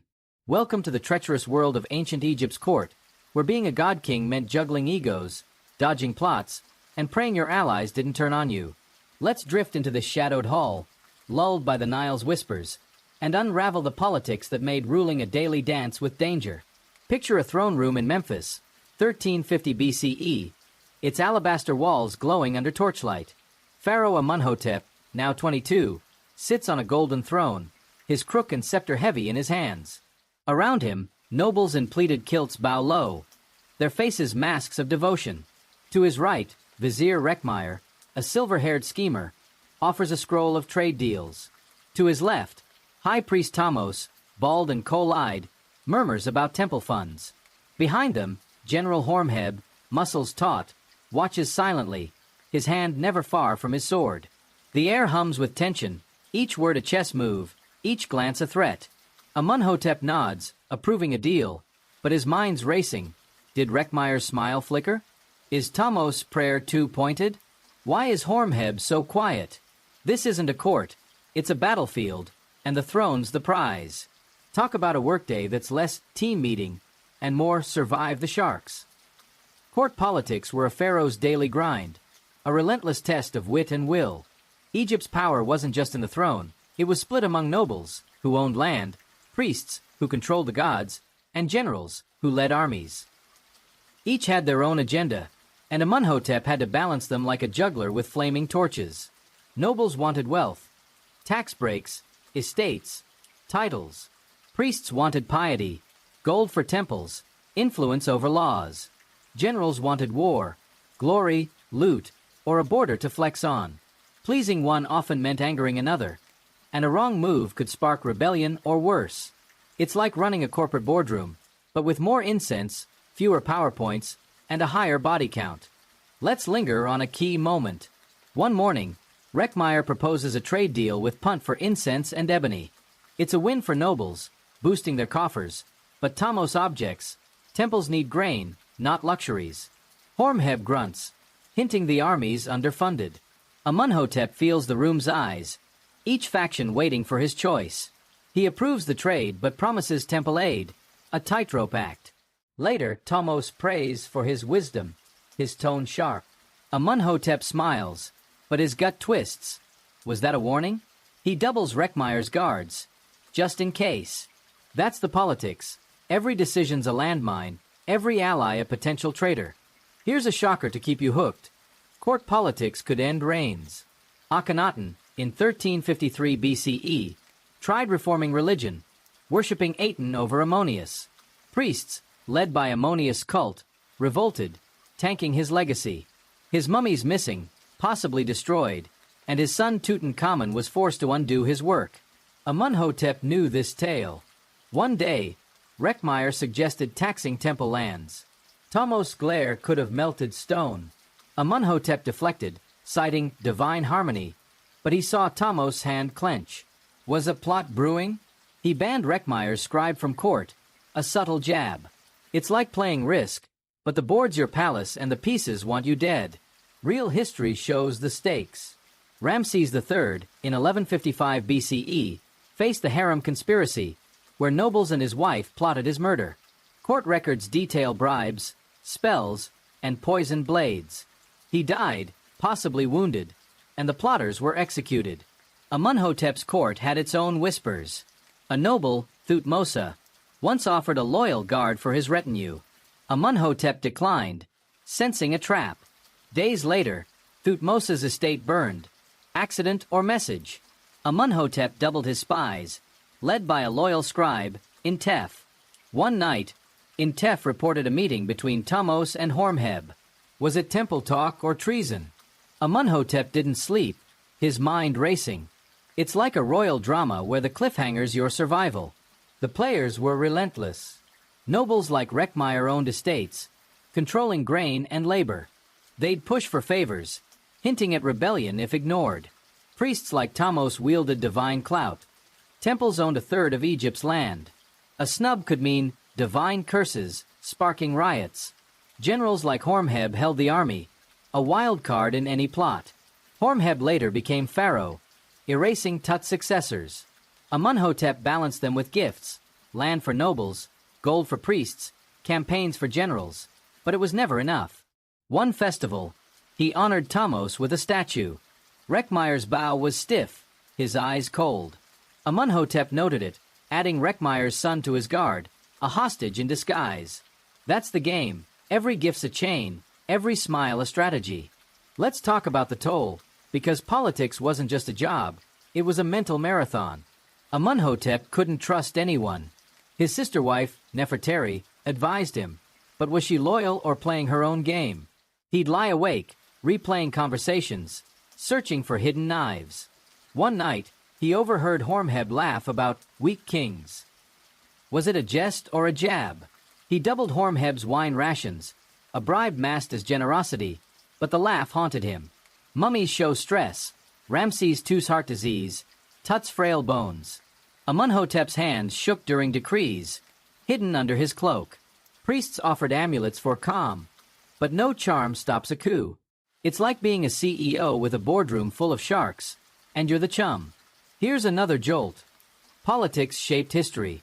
Hatshepsut, in 1479 BCE, ruled as pharaoh, sidelining Thutmose III. Her advisor, Senenmut, rose high, carving his image in her temple, a bold move. When Thutmose grew up, Senenmut vanished, likely retired with a dagger. Thutmose later defaced Hatshepsut's monuments, erasing her legacy. Was it personal or political? Amunhotep feared this. He named his son heir early, hoping to secure the line, but Reckmeyer's advice to delay felt like a probe. Amunhotep exiled Reckmeyer's cousin, a warning. It's like a royal soap opera, but the plot twists are fatal. Let's drift into a lesser-known tale. Amenhotep III, in 1388 BCE, faced a noble, Yuya, whose daughter married his son, Akhenaten. Yuya's influence grew, sparking jealousy. A fire in Yuya's estate was called an accident, but whispers said otherwise. Amunhotep watched his own nobles closer, fearing a Yuya in his court. One day, A scribe misplaced a decree favoring Hormheb. Amunhotep had him flogged. But was it error or sabotage? He doubled in Tef's spies. Heart-pounding. That's the life. Every scroll's a scheme, every ally a risk. As we float through this shadowed hall, picture Amunhotep on his throne, scepter heavy, eyes scanning faces. He's not just a king, he's a chess master, every decree a move, every smile a shield. The court's a snake pit, and the crown's a trap, demanding wit, will, and a heart of stone. Drop a comment if you'd play politics where your allies are your enemies. This was the cost of ruling, a mind sharpened by fear, dulled by distrust. If you think that's heavy, brace yourself, because the pharaoh's health struggles were a battle no crown could win. Court politics tested a pharaoh's mind, but their body faced an even crueler battle, one where no divine title could shield them. In ancient Egypt, being a god king didn't mean good health. It meant wrestling with diseases, injuries, and a medical system that mixed magic with moldy bread. Pharaohs lived in opulence, but their bodies bore the scars of a harsh world. Malaria from the Nile, rotting teeth from sandy bread, and parasites that didn't care about your crown. Add in breeding's toll, and even the mightiest rulers were frail under their gold. Welcome to the grim world of a pharaoh's health struggles, where every ache was a threat, and survival was a miracle. Let's drift into this painful chapter, lulled by the Nile's whispers, and unravel the ailments that made divinity a daily fight. Picture a royal bedchamber in Thebes, 1350 BCE, its walls painted with protective gods. Pharaoh Amunhotep, now 25, lies on a linen-draped bed, sweat beading on his brow despite the evening chill. His leg throbs, a dull ache from a chariot fall, but that's not what keeps him awake. It's the fever, hot and relentless, creeping through his bones. A physician, Nebaman, hovers, offering a paste of garlic, honey, and moldy bread, muttering spells to Sekhmet, goddess of healing. Amunhotep swallows it, gagging, but the fever lingers. Outside, priests chant for his recovery, nobles whisper of succession, and his sister wife, Nefertari, grips his hand, her eyes hiding fear or ambition. This isn't a sick day. It's a test of divine endurance, where weakness could cost the throne. Talk about a flu that's less chicken soup and more crown on the line. Health was a pharaoh's silent war. Egypt's environment was brutal. Swamps bred mosquitoes, water carried parasites, and the desert sun scorched skin. Inbreeding, common among royals, worsened the odds, piling on genetic flaws. Mummies tell a grim tale. Tutankhamun, dead at 19, had a clubfoot and malaria. Ramses II, despite 90 years, had arthritis and abscesses. Siptah, a teen king, had a twisted leg. Amunhotep's family wasn't spared. His father died young, possibly from infection. His son, Nebmater, was frail, his breath weak. Amunhotep hid his own limp, bandaging his leg under his kilt, praying no one noticed. Gods don't hobble, but humans do, and the court was watching. Let's linger on the diseases, because they were relentless. Malaria, spread by Nile mosquitoes, was a royal curse. Tut's mummy shows plasmodium traces, likely killing him. Amunhotep suffered bouts, fevers that left him shaking, visions of Anubis haunting his dreams. Physicians prescribed quinine-like herbs, but they barely helped. One night, he collapsed during a ritual, his vision blurring. Priests spun it as divine trance, but Nefertari's grip tightened, her eyes scanning rivals. Schistosomiasis, a parasitic worm from Nile water, was another scourge. Mummies show calcified eggs and livers, causing bloating and fatigue. Amunhotep felt it. His stomach swelled, his energy drained, but he led processions, hiding pain behind a smile. It's like ruling with a hangover that never quits. Dental health was a horror show. Sandy flour ground teeth to stubs. Ramses II's jaw was a wreck.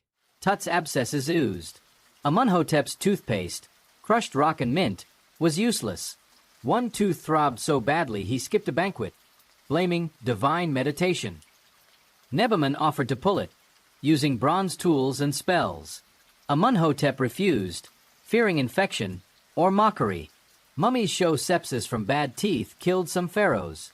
Imagine commanding armies while your jaw's screaming, and your dentist chanting instead of numbing.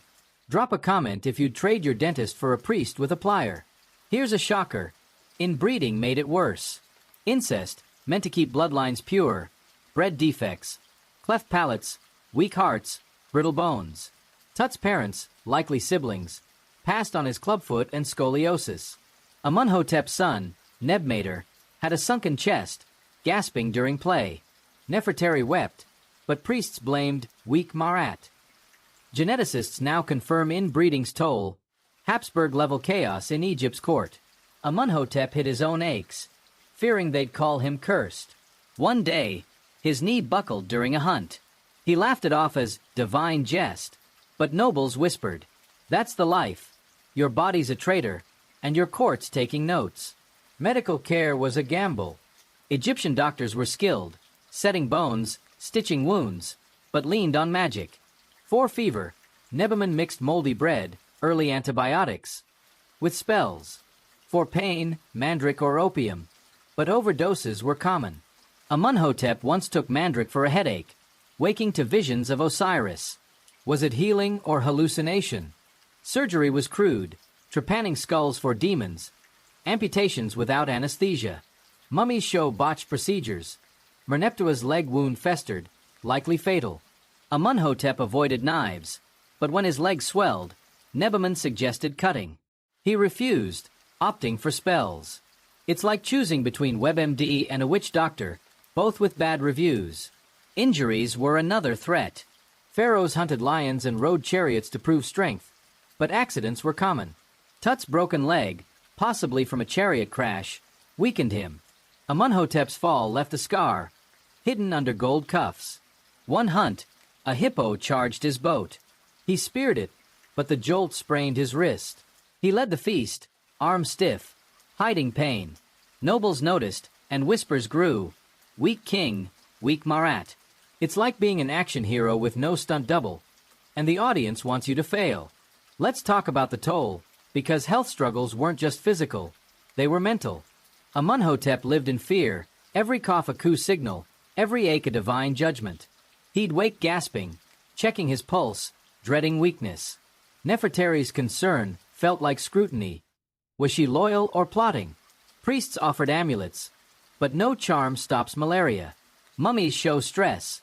High cortisol, worn joints. Ramses II's arthritis crippled him, yet he led campaigns, grimacing. Amunhotep's fever dreams haunted him. Anubis beckoning, nobles laughing.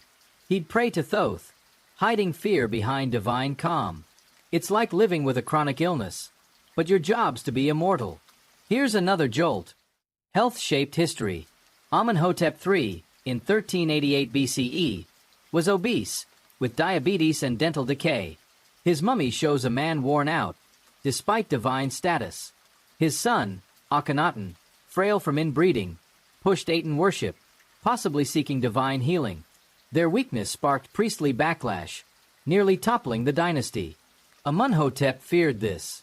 One fever, he canceled a campaign, blaming divine vision. Hormheb smirk told him the army wasn't fooled. He doubled his offerings to Sekhmet, heart racing. That's the game. Your body's a political pawn, and weakness is treason. Let's drift into a lesser-known tale. Seqenenretau, in 1558 BCE, fought Hyksos invaders. His mummy shows axe wounds, battle scars that killed him. His son, Ahmose, took the throne, but Seqenenre's injuries weakened his reign, emboldening rivals. Amunhotep heard this, eyeing his own scars. One day, a servant accidentally spilled hot oil near his bed. Burned, he banished the man. But was it clumsiness or a test? He doubled his physicians. Heart pounding. That's the life. Every bruise a plot, every cure a risk. As we float through this fevered haze, picture Amunhotep on his bed, fever burning, eyes searching shadows. He's not just a king. He's a warrior, every breath a battle, every ache a threat. The crown's divine, but the body's human, breaking under Egypt's weight. Drop a comment if you'd rule with a fever and a limp. This was the cost of divinity, a body betrayed by blood and time. If you think that's grim, brace yourself, because the pharaoh's obsession with death was a whole new kind of madness.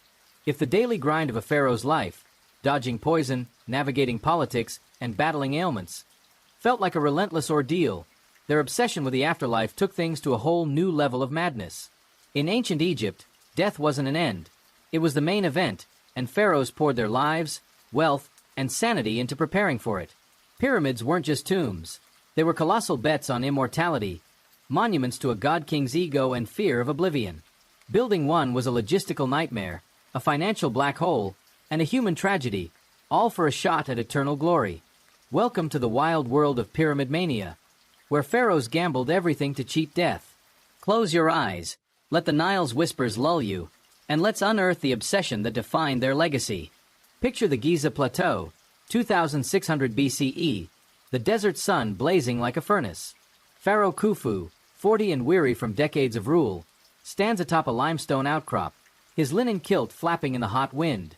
Below, a city of workers swarms, tens of thousands hauling stone, chiseling blocks, and sweating under overseers' whips. The Great Pyramid, his ticket to eternity, rises half-finished, its ramp snaking across the sand like a giant staircase. Khufu's architect, Himiunu, points to a blueprint, promising 480 feet of divine glory. But Khufu's eyes narrow, costs are soaring, grain stores dwindling, and nobles whisper of rebellion. This isn't a construction site, it's a gamble with Egypt's future, and failure could damn his soul. Talk about a midlife crisis that's less sports car and more million-ton tombstone. Pyramids were the ultimate flex, proof a pharaoh was a god, destined to join RA in the afterlife. Egyptians believed the Ka, or soul, needed a preserved body and a grand tomb to thrive forever. A mud brick grave wouldn't cut it. Only a mountain of stone screamed, "I'm immortal." Khufu's pyramid, one of 3 at Giza, took 20 years, 2.3 million blocks, and resources that could have fed half of Egypt. It wasn't just a tomb, it was a statement, a middle finger to death itself. But the cost was staggering. Workers, some free, some enslaved, toiled in brutal heat, hauling 2-ton stones up ramps. Accidents were common. Mummies show broken bones, crushed skulls. Khufu ignored the toll, driven by fear of a forgotten afterlife. It's like building a skyscraper with no OSHA and a divine deadline. Let's linger on the logistics, because they were mind-boggling. Stone came from Aswan, 500 miles away, floated on Nile barges, then dragged by sledges lubricated with water. Workers, fed bread and beer, lived in camps, their lives consumed by Khufu's dream.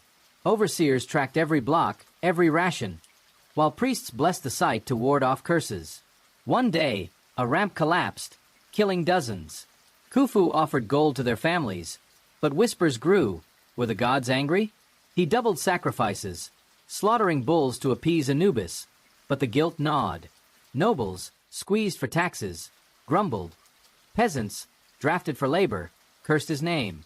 Yet Khufu pushed on, his eyes fixed on eternity. It's like a royal Kickstarter where the backers pay with their lives. Here's a shocker to keep you hooked. Pyramids bankrupted kingdoms. Sneferu, Khufu's father, built 3 pyramids, including the Bent Pyramid, a 340-foot flop that leaned mid-construction. His obsession drained Egypt's coffers, sparking unrest. Khufu knew this but doubled down, taxing nobles and diverting grain. One harvest, famine hit, and peasants rioted. Khufu sent troops, but his advisor, Himiunu, warned, "The gods see hunger." Khufu ignored him, dreaming of his starry afterlife. Mummies show malnutrition in workers' bones, hinting at the human cost. It's like a royal vanity project where the budget's your nation's survival. Real history backs the madness. Imhotep, architect for Djoser's Step Pyramid in 2650 BCE, revolutionized tombs, stacking mastabas into a 200-foot marvel. But later pyramids, like Khufu's, pushed limits. The Great Pyramid's precision, aligned to true north, blocks cut to millimeters, baffles engineers today. Yet it came at a price. Herodotus, a Greek historian, claimed 100,000 workers toiled, though modern estimates say 20,000 to 40,000. Khufu's son, Khafre, built his own pyramid and the Sphinx, stretching Egypt's resources thinner. By the Middle Kingdom, pyramids shrank. Pharaohs couldn't afford the old scale. Khufu's gamble paid off. His pyramid stands, but his dynasty wobbled. It's like betting your 401k on a single stock, and the stock's your soul. The human toll was brutal. Workers' camps at Giza show bakeries, breweries, and graves. Skeletons reveal arthritis, spinal damage, and short lives. Most died by 40. One worker, a fictional senate, hauled stones daily, his back bent, dreaming of his village. A falling block crushed his leg. Priests called it divine will. Khufu visited once, praising their eternal work. Senate spat in the sand, unheard. Nobles faced pressure too. A treasurer, Mirror, logged barred shipments. His scrolls found in 2013. He worked tirelessly, but when funds ran low, Khufu blamed him. Mirror vanished, retired or removed. Khufu didn't care, his eyes on the horizon. It's like a royal dream built on broken backs and buried hopes. Let's talk about the spiritual stakes, because pyramids weren't just tombs, they were cosmic portals. The pyramid texts, carved in Unis's tomb, 2375 BCE, promised pharaohs a starry ascent to Ra Khufu's chambers. Deep inside, held his sarcophagus, aligned with air shafts to Orion, his divine destination. But failure loomed. If the pyramid wasn't finished, or was robbed, his Ka could wander, damned. One night, Khufu dreamed of a breached tomb, his mummy dust. He woke, ordering traps, sliding stones, false chambers. Himeyunu sighed, citing costs, but Khufu snapped, eternity's worth it. Was it? Nobles whispered of his madness, but he saw only stars. It's like planning your afterlife with a contractor who's skimming the budget. Here's another jolt. Pyramids were looted, often soon after burial. Despite traps, robbers hit Khufu's tomb by 1000 BCE, leaving his mummy lost. Most pyramids were raided, their treasures feeding black markets. Khufu's obsession was futile. His Ka, if it existed, wandered anyway. One advisor, Ankaf, suggested smaller tombs to save funds. Khufu exiled him, fearing divine wrath. Mummies show stress. Khufu's son, Jedefra, died young, possibly from pressure. It's like building a vault for your soul, only to find the locks picked. Let's drift into a lesser-known tale. Menkaure, Khufu's grandson, built Giza's smallest pyramid in 2490 BCE, learning from his father's success. His workers struck, demanding grain. Menkaure, softer than Khufu, sent rations, but his treasury bled. His pyramid stands, but his reign faltered. Nobles sensed weakness. Khufu heard this, doubling his own guards. One day, a workers' riot neared his site. He crushed it, but the chants haunted him. That's the life. Every stone's a statement, every delay a danger. As we float through this desert haze, picture Khufu atop his pyramid, eyes on eternity, heart heavy with cost. He's not just a king, he's a dreamer, every block a prayer, every life a price. The pyramid's divine, but the toll's human, etched in sand and blood. Drop a comment if you'd build a tomb that breaks your kingdom. This was the cost of pyramid mania, a legacy carved in stone, paid in pain. If you think that's wild, hold tight, because mummification was even crazier. Pyramids were a pharaoh's bold bet on immortality, but the real insanity kicked in when it came to preserving their body for the afterlife.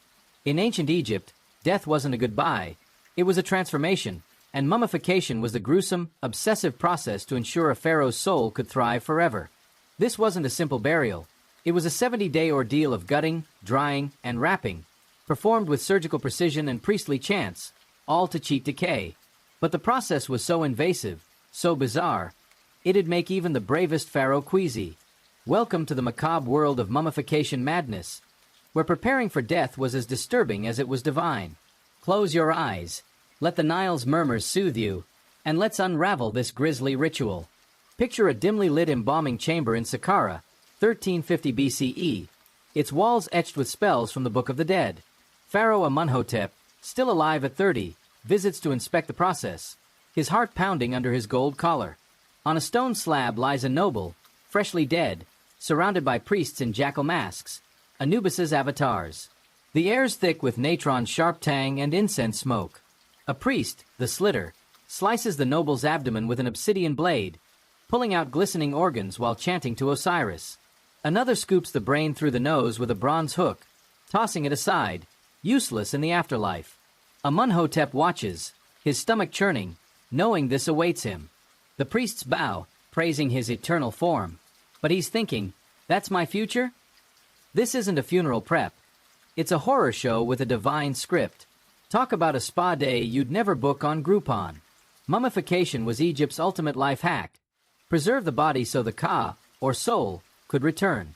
Egyptians believed the afterlife mirrored life, but only if your corpse was intact. A rotted body meant a doomed soul, wandering forever. For pharaohs, this was non-negotiable. Their divine status demanded perfection. The process took 70 days, starting with evisceration. Priests removed the liver, lungs, stomach, and intestines, storing them in canopic jars guarded by gods. Imsidi, Hapi, Duamutef, Kebasanuf.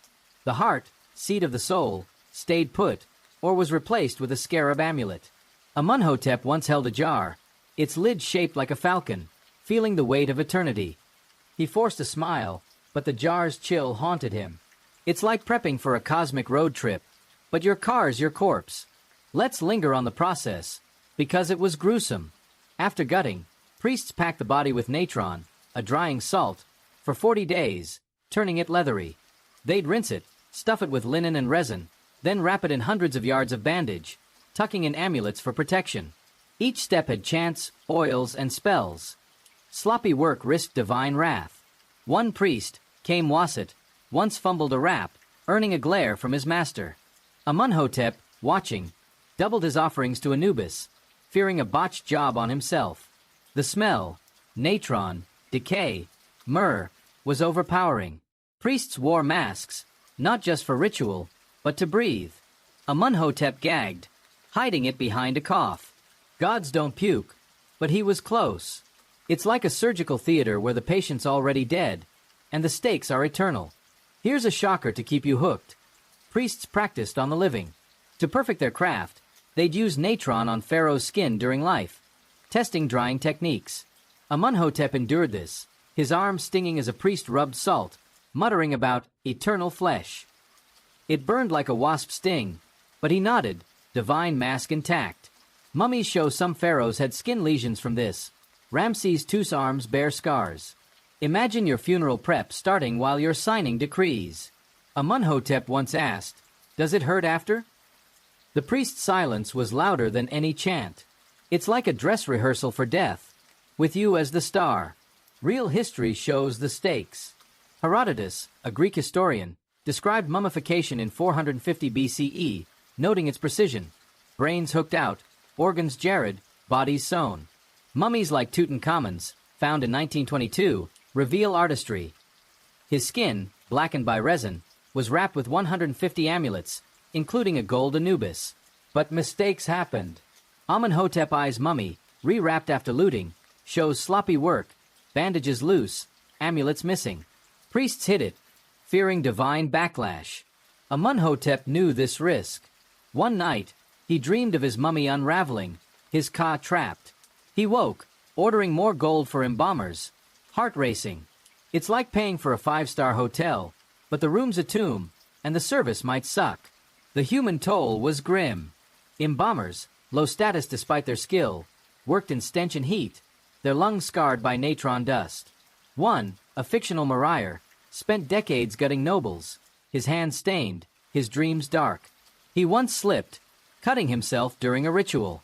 Priests banished him, fearing pollution. Amunhotep praised their work, but never met their eyes.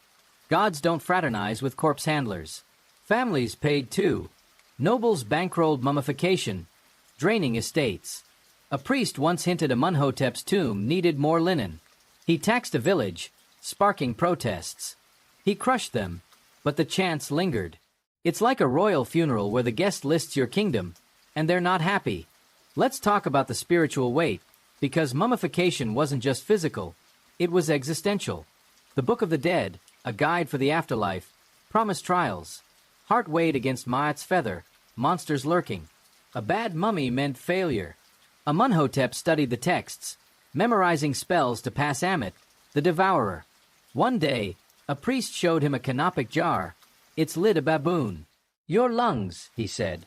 Amunhotep shivered, picturing his breath trapped. He doubled his chants, voice hoarse. It's like cramming for a final exam, but the subject's your soul, and failing's forever. Here's another jolt. Mummification didn't always work. Looting, damp tombs, or sloppy priests could ruin it. Tut's mummy was scorched by excess resin, nearly destroyed. Amenhotep II's tomb flooded. His mummy decayed. Priests rewrapped them, but the damage was done. Cass at risk. Amenhotep feared this. One advisor, Tahotep, suggested cheaper methods. Amenhotep exiled him, raging, "My soul's not a bargain." Mummies show stress. Ramses III's clenched jaw hints at dread. It's like insuring your afterlife, but the policy's full of holes. Let's drift into a lesser-known tale. Thutmose IV, in 1401 BCE, built a modest tomb, fearing Khufu's excess. His embalmers rushed, leaving his mummy brittle. Priests hid it, but his son, Amenhotep III, doubled funds for his own, learning the lesson. Amenhotep visited Saqqara, watching a priest hook a brain. "Mine next," he joked. The priest's silence chilled him. That's the life. Every corpse a mirror, every rap a warning. As we float through this embalming haze, picture Amenhotep in the chamber, eyes fixed on the slab, heart racing. He's not just a king. He's immortal, every cut a preview, every chant a plea. Mummification's divine, but the fear's human, gnawing at his soul. Drop a comment if you'd let priests hook your brain for eternity. This was the cost of mummification, a body preserved, a mind unmoored.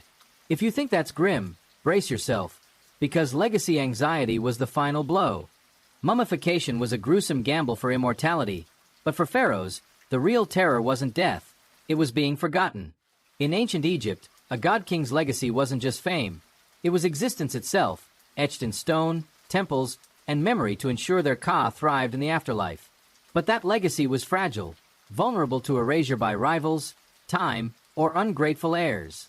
Pharaohs lived in dread of oblivion, pouring their lives into monuments, statues, and decrees, only to fear it might all crumble to dust. Welcome to the haunting world of legacy anxiety, where every pharaoh fought not just to rule but to be remembered forever.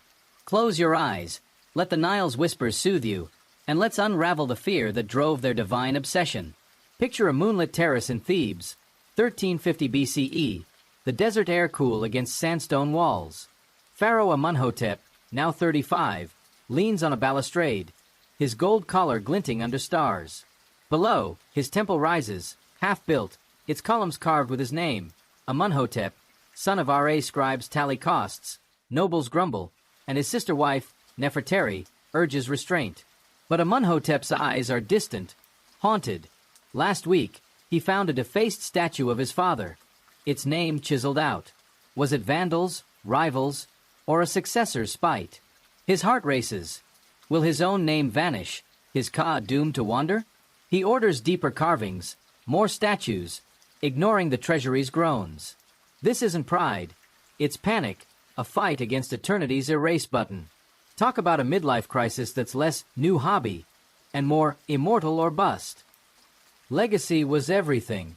Egyptians believed a pharaoh's afterlife depended on their name enduring. Spoken, carved, worshipped. A forgotten king was a dead soul, their ka starved of offerings. Amenhotep built temples, obelisks, and colossi to scream, "I was here!" His mortuary temple, planned for Luxor, would host priests chanting his name for centuries. But he knew history's cruelty. Rivals erased predecessors. Hatshepsut's nephew, Thutmose III, defaced her monuments, nearly wiping her out. Tomb robbers looted graves, scattering mummies. Time itself was a thief, sand burying names. Amenhotep's father warned him, "Stone fades, men forget." He vowed to outlast both, but the fear gnawed. Would his name be dust? It's like posting your life's work online, knowing a server crash could delete it all. Let's linger on the efforts, because they were obsessive. Amenhotep commissioned statues, dozens, some 60 feet tall, like the Colossi of Memnon, still standing today. Scribes recorded his deeds on papyri, from battles to bull hunts, painting him as Ra's equal. Temples bore his cartouche, carved deep to defy chisels. One day, he inspected a colossus, its face his own, eyes staring at eternity. A crack marred its base, accident or sabotage. He exiled the mason, heart pounding, and ordered repairs. Nobles paid too, tax to fund his glory. A treasurer, mirror, begged for leniency. Famine loomed. Amenhotep snapped, "My name feeds the gods." Mirror bowed, but his eyes were cold. It's like crowdfunding your immortality, but the donors hate you. Here's a shocker to keep you hooked. Erasure was deliberate. Thutmose III didn't just efface Hatshepsut statues. He chiseled her name from history, claiming her deeds. Priests, loyal to Ammonius, backed him, erasing her female heresy.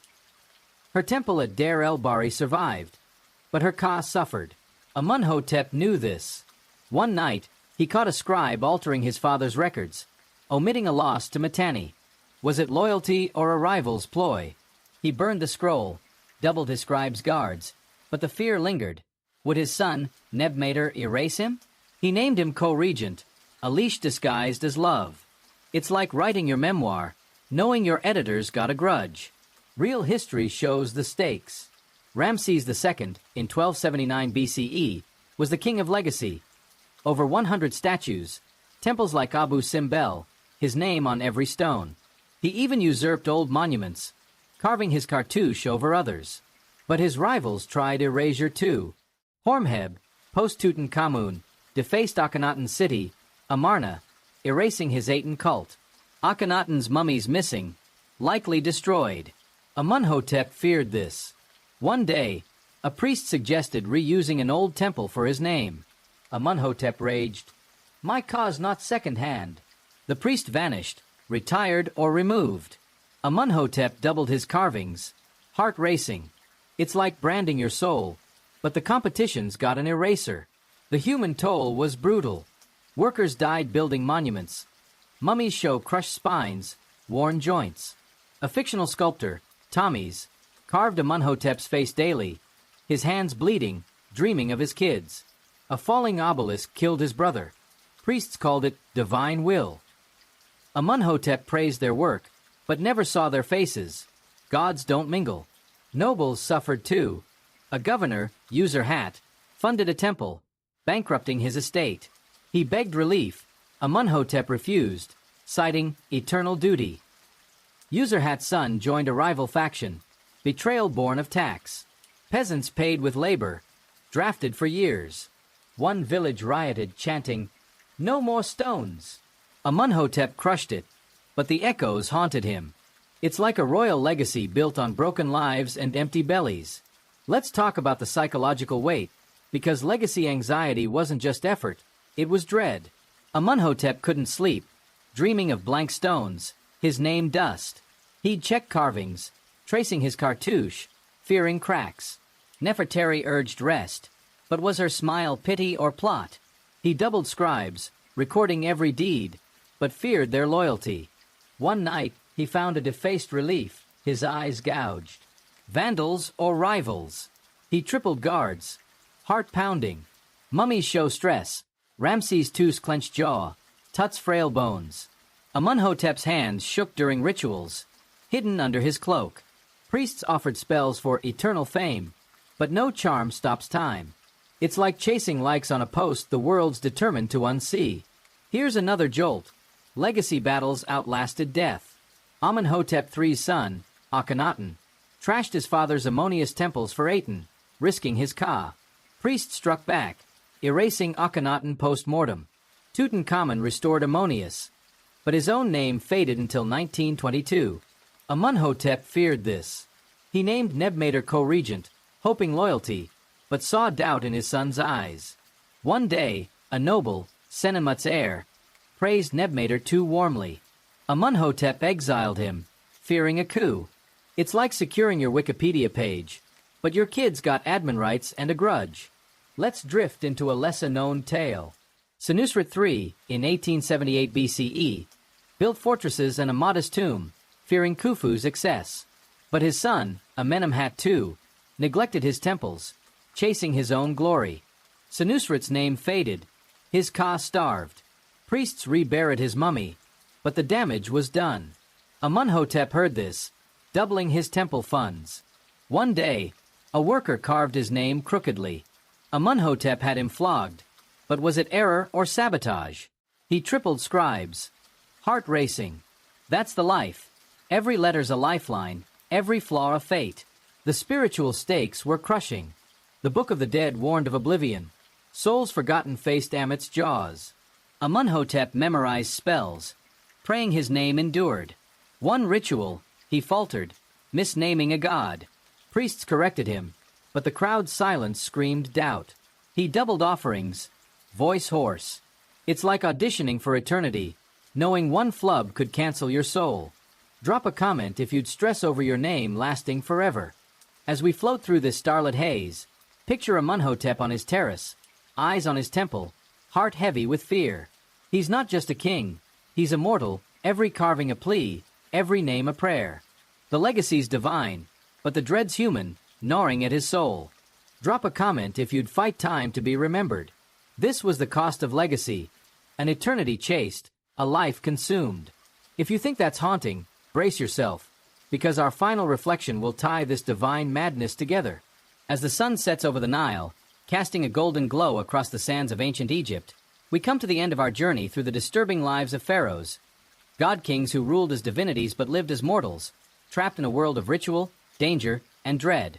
From the suffocating weight of divine duties to the twisted knots of royal incest, from the poison-laced feasts to the fevered battles against disease, and from the colossal pyramids to the haunting fear of being forgotten, their lives were a paradox, glittering with power, yet shadowed by paranoia. Close your eyes, let the desert's whispers lull you, and let's reflect on this strange, unsettling world, finding gratitude in our own time and a question to carry into your dreams. Picture Pharaoh Amunhotep one last time, standing on a temple balcony in Thebes, his gold collar heavy, his eyes tracing the horizon. He's 40 now, worn by decades of rule, his body scarred by fevers, his mind frayed by plots. Below, his people chant his name, but he hears doubt in their voices. Is it worship or warning? His temple rises, its columns carved with his deeds, but he knows stone crumbles, names fade. His sister wife, Nefertari, stands beside him, her smile unreadable, loyalty or ambition. His son, Nebmater, frail and quiet, waits in the wings, a successor who might erase him. Amunhotep's life has been a performance, every day a fight to be divine, every night a fear of oblivion. He's a god, but he's human, and that truth haunts him more than any curse. This was the pharaoh's life, not a crown, but a cage, gilded yet suffocating. Let's weave together the threads of their world, because it's a tapestry of awe and horror. We began with their divine burden, waking to priests poking their teeth, chanting their godhood while the Nile whispered their limits. Amunhotep endured rituals that drained his soul, from leopard skin processions to incense-soaked offerings, all to keep Marat, the cosmic balance, intact. But priests held the leash, ready to topple a king who strayed, like Akhenaten, whose Aten worship cost him his name. Hygiene was no refuge. Nile baths bred parasites, sandy bread wrecked teeth, and natron stung like a prelude to mummification. Public scrutiny turned every sneeze into an omen, every drought a death threat, with nobles and priests circling like vultures. It's like living in a reality show where the audience votes with poison. Family life offered no escape, twisted by incest to keep bloodlines pure. Nefertari married her brother, Amunhotep, not for love but for Egypt, bearing children doomed by genetics. Tutankhamun's stillborn daughters, deformed by inbreeding, tell that tale. Child pharaohs like Tut, crowned at 9, were puppets in a court of predators, their thrones targets for assassins like Vizier I. Succession was bloodier still, with mothers, wives, and siblings plotting. Hatshepsut outwitted rivals, but Ramses III fell to a harem's blade. Every heir was a threat, every cradle a conspiracy. It's like a family reunion where the guest list includes daggers and everyone's eyeing the will. The daily grind was relentless. Meals were feasts of duck and figs, but poison fears turned every bite into a gamble. Tasters fell, and Amunhotep's heart raced with every sip. Court politics were a snake pit, nobles like Reckmeyer pushing trade, priests like Thamos demanding gold, generals like Hormheb eyeing the throne. One wrong decree, and rebellion loomed. Akhenaten's reform sparked a priestly coup. Health was a losing battle. Malaria, parasites, and rotting teeth plagued even gods. Tut's clubfoot, Ramses II's arthritis, Amunhotep's fevers. They ruled through pain, hiding weakness from a court that sniffed blood. It's like being CEO of an empire with a chronic migraine and a boardroom full of sharks. Their obsession with death defined them most. Pyramids like Khufu's Great Pyramid were cosmic bets, draining Egypt's wealth and workers' lives. Broken bones, starved villages, all for a shot at Ra's stars. Mummification was grislier. Priests hooking brains and gutting bodies while Amunhotep watched, knowing his turn loomed. Legacy was the deepest fear. Hatshepsut's name was chiseled out, Akhenaten's city razed. Amunhotep carved his cartouche deeper, praying it'd outlast time, but robbers looted tombs, sand-buried stones. His Ka, he feared, might wander, forgotten. It's like chasing a Wikipedia page that history keeps deleting. Now, let's step back and breathe in our own world, because the contrast is staggering. Imagine Amunhotep in a modern grocery store, staring at shelves of toothpaste, painkillers, and clean water. Luxuries he'd trade a pyramid for. No priests poke our teeth at dawn. Our baths don't breed worms. We marry for love, not bloodlines, and our kids aren't pawns in a throne game. Our meals don't need tasters. Our politics don't end in poison. Well, usually. Medicine heals us, not chance, and our legacy lives in photos, posts, or memories, not fragile stone. We're not gods, but we're free, and that's a gift pharaohs would have envied. Drop a comment if you're grateful for a world without natron or divine dentists. Yeah, thought so. This gratitude isn't just comfort. It's perspective. Pharaohs like Amunhotep, Tut, and Hatshepsut fought to survive a world where power was a prison. Their resilience is humbling. Khufu built a pyramid against death. Nefertari bore heirs despite heartbreak. Tut ruled despite frailty. They faced paranoia, pain, and oblivion, yet left us Giza, Luxor, and stories that echo millennia later. Their lives were disturbing, but their grit was divine, a testament to the human spirit's stubborn refusal to fade. It's like they carved their names not just in stone, but in time itself, daring us to remember. But their world holds lessons beyond awe. Their obsession with purity, incest, divine blood, bred weakness, a warning against rigid traditions. Their pyramids drained lives, a reminder that glory can cost too much. Their erasure battles, Hatshepsut, Akhenaten, show memory's fragility, urging us to cherish our stories, not deface them. Their health struggles, malaria, teeth, stress, echo our own battles, but we've got antibiotics, not spells. Their legacy anxiety mirrors our fear of being forgotten, but we've got cloud backups, not chisels. It's like their lives are a mirror, showing us what to value: freedom, health, connection, before time sweeps us away. Let's linger on a final story, a fictional yet fitting close. Amunhotep, old and frail, visits his tomb in the Valley of the Kings, its walls painted with his journey to Ra. The air's cool, the silence heavy. He traces his cartouche, fingers trembling, and whispers to Anubis, "Will I endure?" A priest, Wasit, bows, promising eternal chance. But Amunhotep sees doubt in his eyes. Will priest stay loyal, or will sand claim him? He dreams of a simpler life, a farmer by the Nile, his name unknown but his heart light. He wakes, crown heavy, and leads a final ritual, hiding tears. He's a god, but he longs to be human, free of eternity's weight. It's like a king wishing for a life where legacy's just a hug from his kids, not a fight with time. This story captures the pharaoh's paradox. Divine yet mortal, powerful yet trapped. Amunhotep's world was a crucible, forging glory through pain. We've walked their palaces, tasted their fear, felt their fevered dreams. Now, as we drift toward sleep, let's carry their lesson. Live not for stone, but for moments, love, laughter, a meal without poison. Their lives were a warning, a wonder, a whisper from the past, urging us to savor our freedom, our fragility, our fleeting time under the stars. So, here's a question to carry into your dreams. If you were a pharaoh, would you embrace the power, the gold, the godhood, the pyramids, or run screaming from the throne, craving a life where your name's just yours, not eternity's burden? Drop a comment with your choice, and let it linger as you drift off, dreaming of a world where you're not a god, but gloriously, gratefully human. The Nile flows on, the sands shift, and the pharaoh's whispers fade. But your answer, your story, lives in this moment, a legacy no time can erase.